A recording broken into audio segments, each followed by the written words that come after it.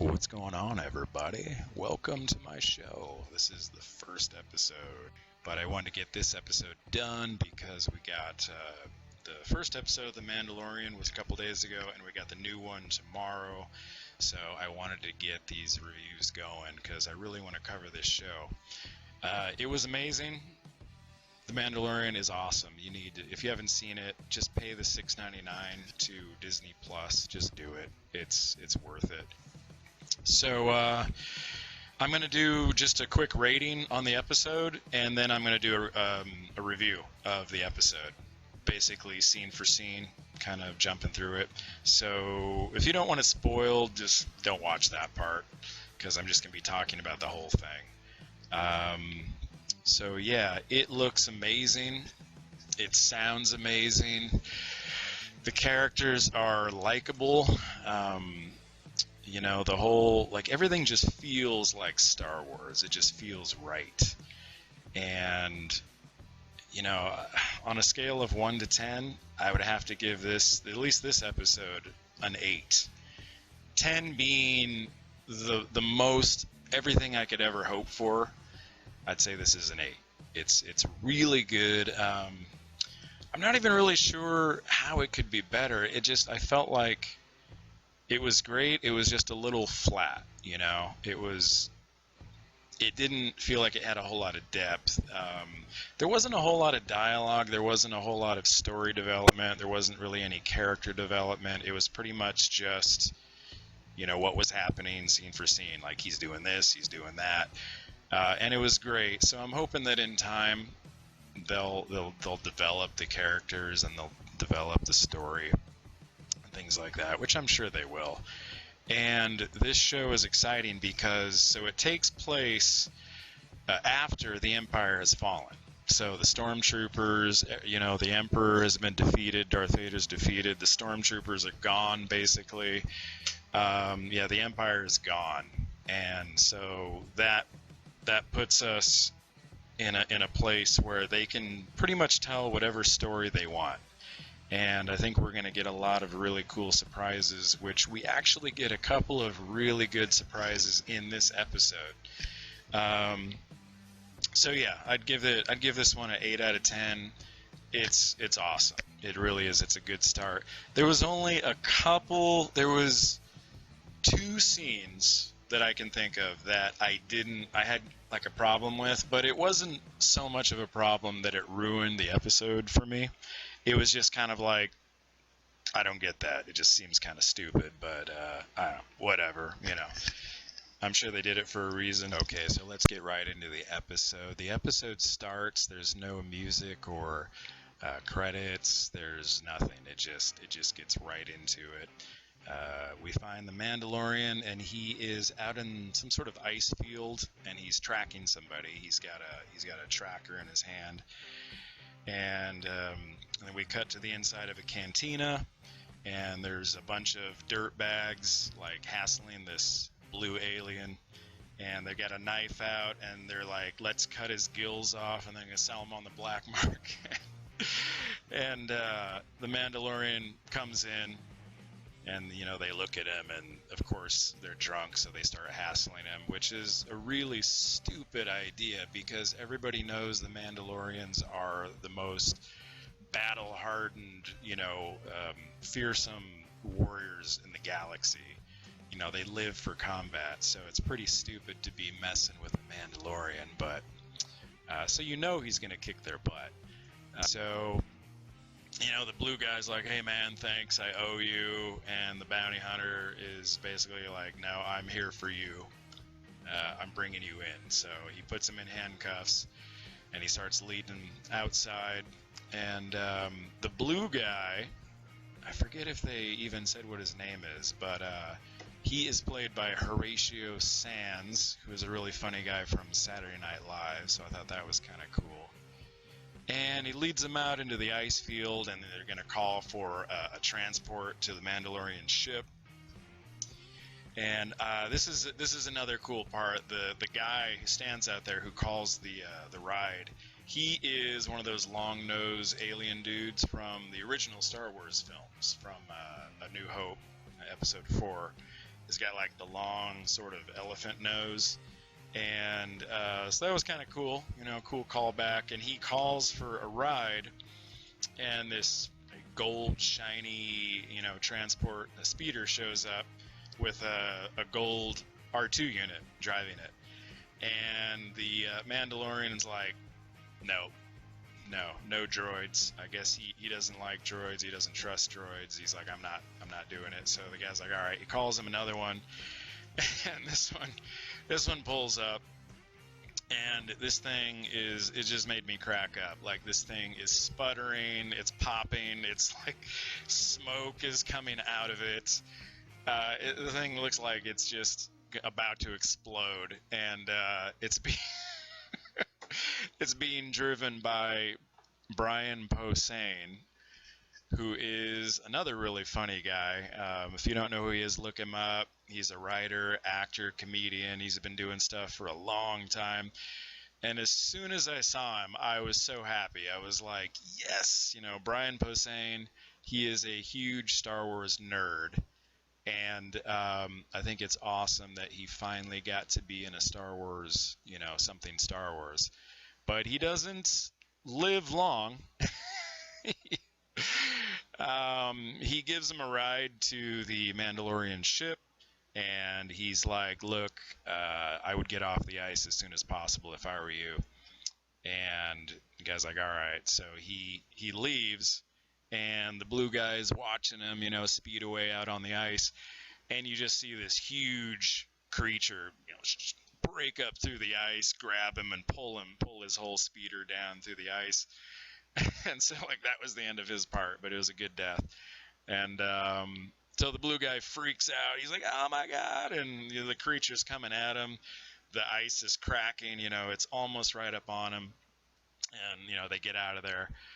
And then that leads to one of the parts of the episode I didn't really get. I thought it was kind of weird. So they're flying through space. It's quiet, it's kind of like awkward silence, and the blue guy is trying to make conversation, and the Mandalorian's not having it. He's just sitting there. And so finally the dude says, look, hey, I need to use the bathroom. And I was so happy, because sci-fi movies never ever talk about the bathroom. It's like some sort of unwritten rule. And it was cool that they finally reference going to the bathroom. He's like, I'm going to go use the vac tube. So Mandalorian, I'm sure, knows he's probably going to try something, but he's like, he doesn't care. The guy's not going anywhere. And so the guy goes downstairs. He's like, I found the toilet. I might be a while, And, of course, he starts snooping around. And he's snooping around the ship. And I was a little confused. Like, first of all, why did the Mandalorian let this guy just wander around his ship? But I was like, oh, I don't know. Maybe he knows the guy's no threat. He's not gonna be a threat, and if he tries anything, he's just gonna take him out. So I was like, all right, maybe that's the thinking behind it. And and so the guy's like looking through all his stuff, and he presses some buttons on a panel. And this panel opens up, and there's all these weapons, rifles and pistols and everything. And he looks at them, and he looks kind of scared, like, oh, and he like hits the button again, and he closes the door. And I was like, why didn't he grab a gun, if he's trying to escape? But I don't know. It's like maybe the guy didn't want a gun. He's like, look, I'm not a fighter. I'm not going to try to take on this Mandalorian. I don't want a gun. Maybe he's just looking for an escape pod or a communication device. I don't know. It was a little confusing. And then he's looking through more stuff, and he sees all of these other prisoners that are on the ship, and they're all frozen in carbonite. And he's looking at them, and it gets real intense, because now you can see on his face, like, now he realizes, like, oh crap, I'm not getting out of here. I'm not going to talk my way out. I'm not going to bribe my way out.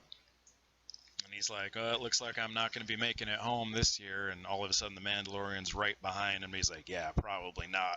Bam! He like throws him in the freezer, freezes the guy. So that was, you feel kind of bad for the guy because he's actually kind of likable, but he's done something bad, obviously. And so anyway, the Mandalorian lands on the planet. You see him unloading the prisoners, and and then from there he goes and he meets up with the guy who gives out the bounties, and he's going to collect his fee. And it was so cool because this guy is a legend. Carl Weathers. He's been in, he was in Predator. He was in the Rocky movies with Sylvester Stallone. He was Apollo Creed. He's just a really really cool actor, and I was happy to see him in this.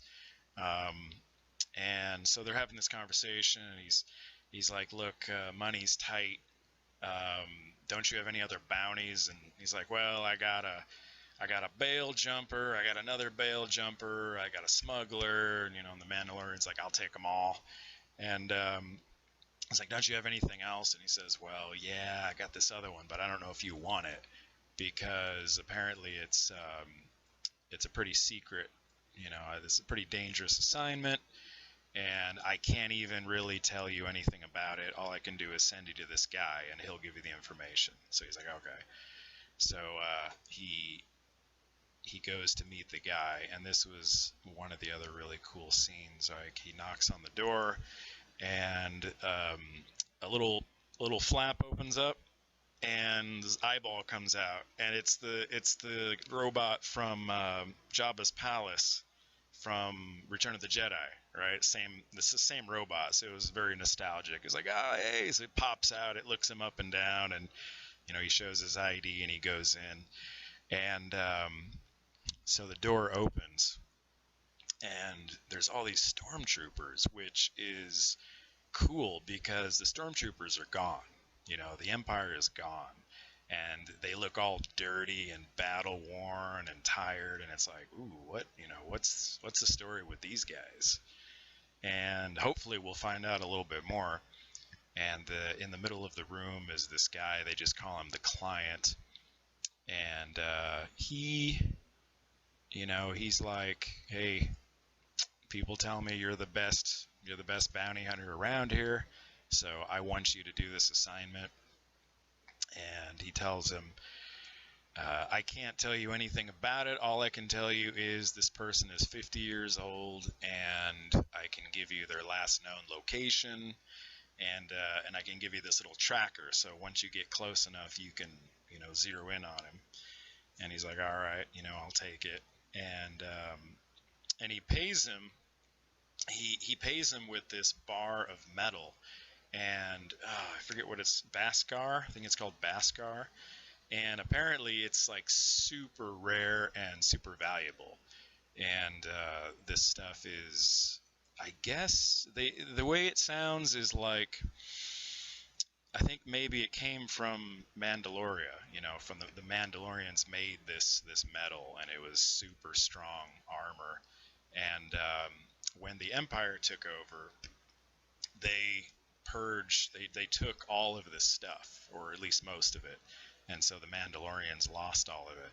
So for him to pay him with this is a very it's a very special thing. And you can see there's a stamp on it, which is the Empire seal. So it came from the Empire. And so he's like, "All right, yeah, I'll take the job." And and the guy says, I don't remember how he words it, but he's like, "I'm glad this can go back to you, to a Mandalorian." And it's good to see the Mandalorians like getting back to how they're supposed to be, because if you don't know the backstory, you should go back. There's a game called Knights of the Old Republic. There was two of them, and if you've never played that game, you have to play those games. They are the coolest games ever. I love those games. I think they're on Steam and a few other places. So, from playing those games, I learned all about the backstory of the Mandalorians and how They're these super. They live for battle. That's all they want to do is battle and conquer. And they think that the only point of life is to fight and to conquer your enemies. So they basically took on the whole galaxy, and they lost, and they were crushed. And I believe they were even had wars within themselves too. And so their whole civilization has been just kind of wiped out, and they're now all the Mandalorians are just scattered throughout the galaxy. And since they're really good warriors, they usually take jobs like mercenaries and bounty hunters, things like that. And so yeah, go play those games. You'll love them, and you'll learn all about the history of the Mandalorians. So anyway, that was kind of cool. So he's like, all right, I'll take the job, and he leaves there. And right after, let's see, yeah, so he takes the job, and he's got his piece of Beskar, and he heads on down. Now this is cool because it looks like he goes to a part of the city where it seems to be, maybe it's the Mandalorian district. There seems to be a lot of Mandalorians hanging out there, and he goes into a blacksmith, and the blacksmith there, she has a forge and a smelter and everything, and he hands her the metal, and she's like, wow, this is pretty amazing. It's good to have this back with the Mandalorians. And he's like, I want you to melt this down, and I want you to make it into a piece of armor, and whatever's left over, I want you to donate that toward a foundling. And he says, because I was once a foundling, and so I want to, pay it forward, which is really cool. It shows that he's really a good guy. He's generous. There's a few times in the episode where he gives people like a big tip or a lot of money that he didn't need to. So he's a really generous guy. And she's melting the metal, and she's hammering, and the sparks are flying, and you see him, he's having a flashback of when he was a little kid, of the laser blast. His town, his village was getting attacked, and you can see it in the pictures here that his village was probably wiped out. His parents were killed, and you can see there's battle droids, like from the CIS droid armies invading, and his parents, they hide him in some kind of container, and so he lives. And then apparently he went on to become a foundling, which is like probably a program where people sponsor you to help you, get a career or something, get a start in life. So now he wants to do the same thing, which is really cool. So she makes him a piece of metal. He puts the armor on, and he takes off, and then he heads for the planet to get the this mysterious bounty. And this was a part I had a problem with. This was the biggest problem, really. He gets to the planet. First of all, he lands way far away from the base or whatever, the facility. And I don't understand why he lands so far away. My only thinking is that maybe he was trying to avoid detection. He figured they would be able to see him, so he just lands like super far away. And he gets out, and this is the part I don't understand. It's just so stupid. He wants to look around, so instead of pulling out his binoculars, he pulls out his rifle, and he looks through the rifle scope, which I don't understand why he would do that, because if you're a hunter and you're out in the wilderness and you wanted to look around, you would use your binoculars. You wouldn't pull out your rifle and look through your rifle scope. But whatever. So he sees these two creatures way off in the distance, and then he looks slightly to the left,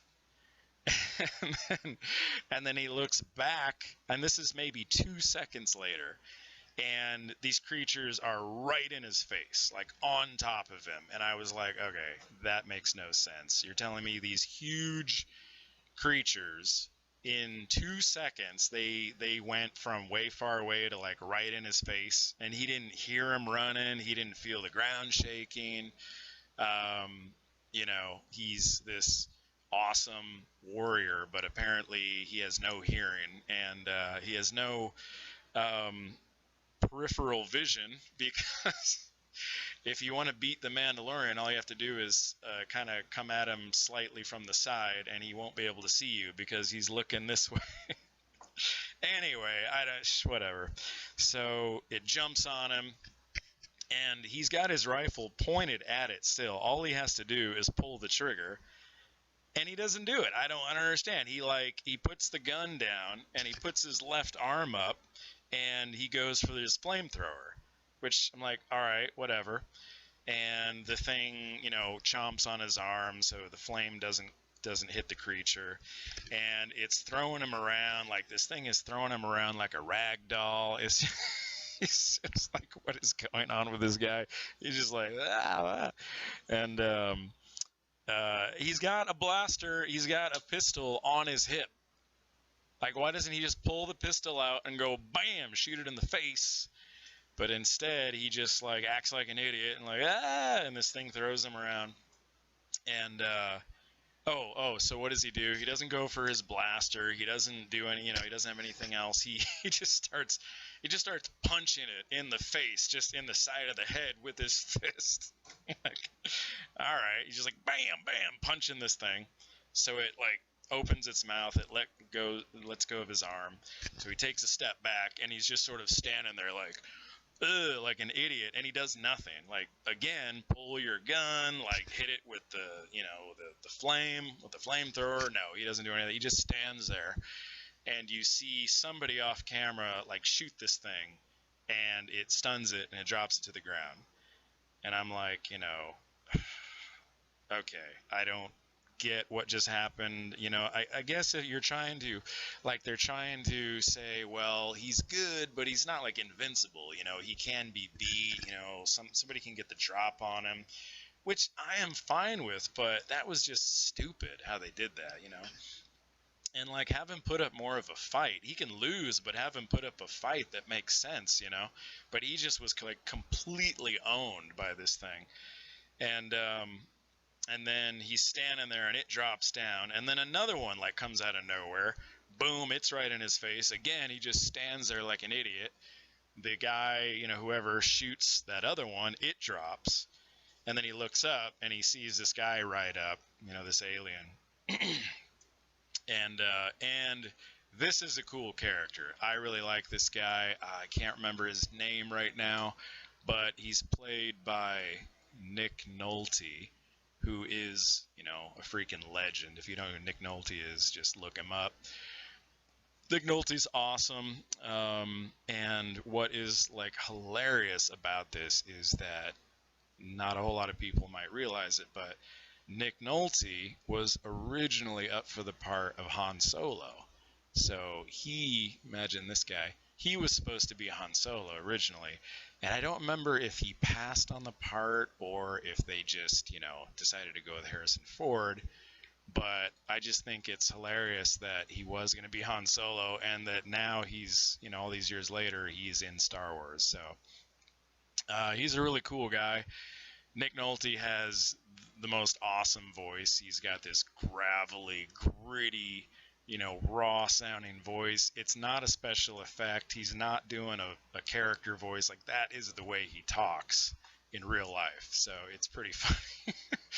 So I was like, that scene bothered me, but it didn't ruin the episode for me. It was just a small thing. It doesn't really change anything. It's just kind of like, whatever. I don't know why they did that, but I guess it was to introduce this other character who basically helps him out, and he says, hey, are you a bounty hunter? And he's like, yeah. And he's like, okay, yeah, I know why you're here, because I get people here all the time, bounty hunters trying to kill this guy, and I'm sick of it. Like, I'm sick of it. I'm trying to live a peaceful life. I just want to be out here in nature, in peace, and these guys keep coming and fighting and causing trouble. So he's like, I'm going to help you. And he likes him because he's a Mandalorian too. he's heard about the Mandalorians, and he's never met one, so he thinks, like, there's something special about this guy. I'm gonna help him out. So he takes him back to his house, and he's like, look, I'm gonna take you to the base, to the outpost, but you got to learn how to ride these blurgs, I think they're called. Those are those creatures that attacked him, because we can't get there on foot, which is, another weird thing. It's like there's no other way to get there. We have to ride this thing, but whatever. It was a pretty funny scene. He's trying to ride this thing, and it's throwing him off, and he's like, look, man, I don't have time for this. This is stupid. There's got to be another way. And the guy's like, you're a Mandalorian. It's like, your ancestors rode these mythical dinosaur creatures. He's like, surely you can ride this little thing. So he's like, all right, convinced him to keep trying. So he kept trying, and he finally gets the hang of it. And they ride to the facility. It's like an outpost in the middle of nowhere, and they're looking with their binoculars, and they're trying to get a plan. Like, okay, how am I going to do this? And right then you see this droid walking right up to the camp, and they're like, whoa. And all the guys are running out to meet him, and he is a bounty hunter droid. I think his name is IG-11, and he is played by the awesome Taika Waititi. This guy is, everybody loves this guy. He's from New Zealand. He's done a ton of really good stuff. He did Thor Ragnarok. He just did Jojo Rabbit. Was it Flight of the Conchords? If you've ever seen Flight of the Conchords, those guys are hilarious. So anyway, this guy's just super funny. He plays the voice of the droid, and the droid walks up and is like, hand over the bounties, and everybody pulls out their blasters, starts shooting at him. And he can just spin around, like with both blasters going simultaneously, and he's just wiping everybody out. But still, there's just too many guys. They're like hitting him here and there, and so the Mandalorian runs up, and he's like, "Hey, droid, stand down." And the droid shoots him, and he goes flying, but he's got the armor on, so it doesn't hurt him. And he's like, whoa, I'm in the guild too, don't shoot me. And the droids, he's like, oh, okay. And he's like, well, look, hey, I got here first. I'm taking this bounty, sorry. And the Mandalorian's like, look, I don't think we're going to get this unless we work together. So how about we split the bounty? And the droid's like, yeah, okay, I can do that. But as long as I get all the credit, for the kill. And, so they work together. They're taking everybody out. They're doing pretty good, but there's still just way too many guys, and they get overwhelmed, and they're pinned down behind this like cement pillar, and this droid is like, all right, we're screwed. We're not getting out of here, so I'm gonna self-destruct. And you see this little bomb come out of his chest and start flashing, and he's like, whoa. No, we're not done yet. Look, just hold off on that. Because the droid's like, I can't get taken captive. It's against my programming. So it's like every 2 seconds, this droid keeps trying to self-destruct. It's like, well, you just stop, And so they're pinned down, and then the this one of the guards, he rolls up with this big old turret, like a machine gun laser turret. And they're blasting away at the concrete pillar, and you see the pillar is like crumbling. It's crumbling every time it gets hit. Pieces of it are flying off, and it's only going to be another few seconds before they break through. So they're like, oh, okay, we need a plan here. And he's like, look, you draw their fire, and I'm gonna take out the cannon. So the droid runs out. They shoot him. He falls to the ground. Mandalorian takes out the cannon, and the droid's damaged, but he's not like destroyed. So they use the cannon, and they blast the door open, and they walk in, and there's one guy inside. They take him out, and they're like, all right, where's this big bad dude?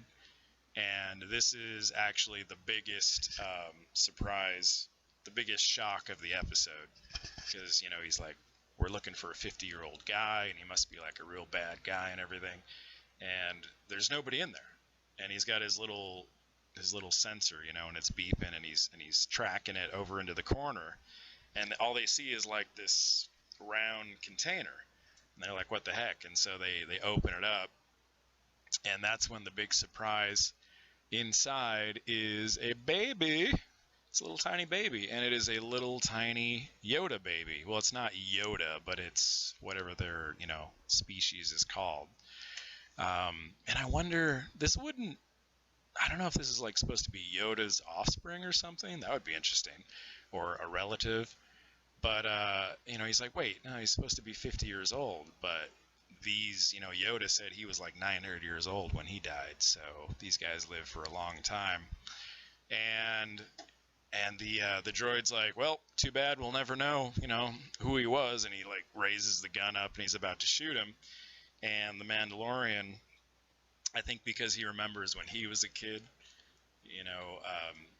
somebody saving his life, and it just sort of touched a nerve, and he's like, no, let's not kill him, let's just take him in. And the droid's like, no, the orders were we're supposed to kill this guy.